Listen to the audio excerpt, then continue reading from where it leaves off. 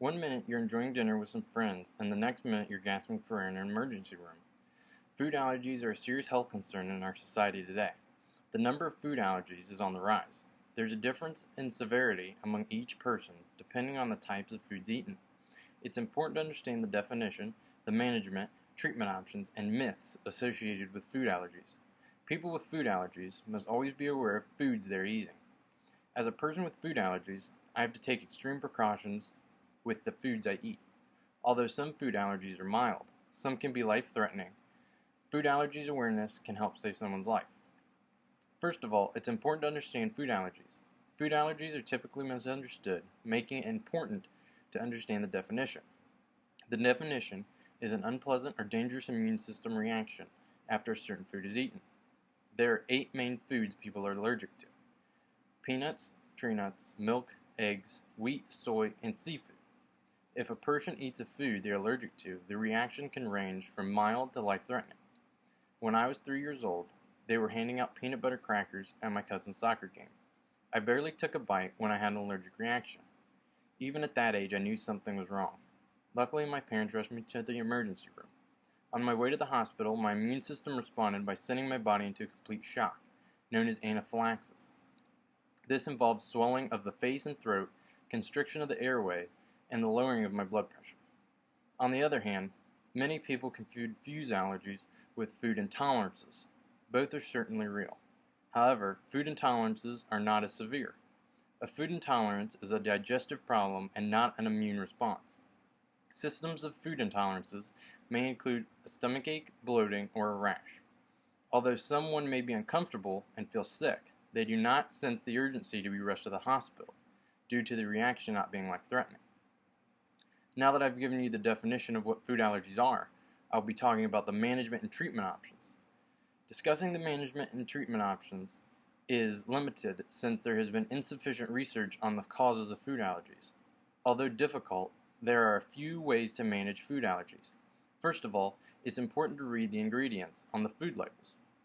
This limits the risk of ingesting a food that will cause an allergic reaction. Whereas this can be time-consuming, preventing an allergic reaction is worth it. To make this easier, in 2004, the government passed the Food Labeling Act to protect those with food allergies and intolerances. For this reason, you will notice extra labeling at the end of the ingredients. Another way to manage food allergies is by calling ahead to a restaurant to find if it's suitable for a person with food allergies. It's important to know if the chef is willing to make special accommodations when preparing the food, as to avoid cross-contamination and what types of food are regularly served at the restaurant.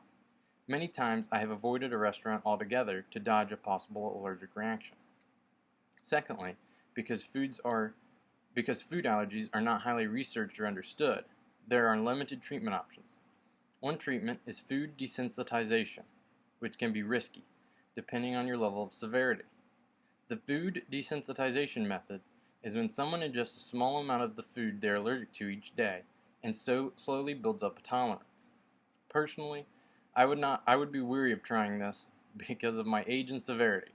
When someone is young, they have a greater chance of reaping the benefits of this method because they are more likely to accept eating the food that causes the anaphylaxis, and because they may grow out of some of the allergens like milk and wheat. Although there are a few treatments for the allergies, there is no cure. Because of this, an epinephrine injector or EpiPen is commonly used to stop an anaphylactic reaction. Epinephrine constricts the blood vessels and decreases swelling to help give someone extra time to get to the hospital. However, it's injected into the side of the thigh, which can be quite painful and unpleasant, causing people to be afraid to use it. In addition, each year I have to be prescribed a new EpiPen. Before 2006, 2 EpiPens cost $100, until a private individual bought the product and raised the price to about $600. As a consequence, many people could not afford the new cost and went without this life-saving device, including me. So, while there are some management and treatment options, there are many myths and misconceptions that mislead people about food allergies. Oftentimes, a dangerous myth people believe is that food allergies are not as serious as someone portrays. In reality, a severe food allergy can cause loss of consciousness and death. Even eating a small amount of the food can cause a severe reaction. This is why avoiding the food completely is the best way to eliminate the risk. Moreover, another myth is that food allergies always begin in childhood. The truth is, a food allergy can be present itself at any age. Some people develop allergies to foods they have eaten many times. Typically, children who have food allergies to wheat, milk, and eggs can possibly outgrow them.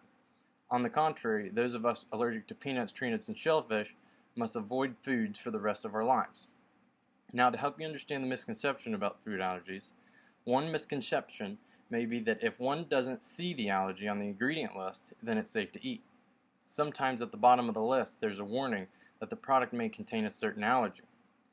This is considered cross-contamination and can contain trace amounts of the allergy.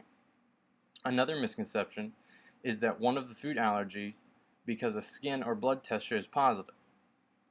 Although these tests can help someone to determine a food allergy, these tests are not always accurate. Many times these tests are only correct 50 to 60% of the time. Additionally, these tests can give a false positive and further testing would be needed. Lastly, food allergies are more prevalent than most people think and affect people all over the world, thus making it important to educate people about the seriousness. Since number of food allergies is on the rise and there's a variety and severity among each person depending on the types of foods eaten, it's important to understand the definition, management, treatment options, and myths associated with food allergies. Now that you understand the seriousness of food allergies, I hope you are more sensitive to people who live with true food allergies and the struggles that they face on a daily basis. Thank you.